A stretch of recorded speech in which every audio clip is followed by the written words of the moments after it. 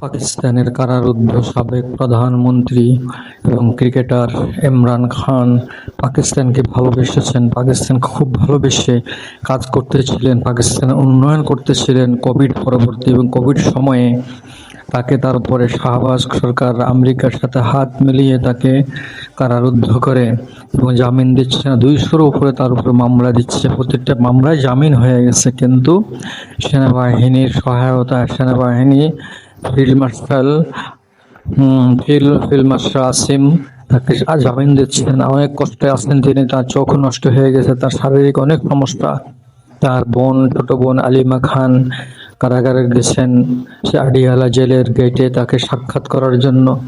ভাই বোন দুজনেই আবেগ আপ্লুত হয়ে গেছেন।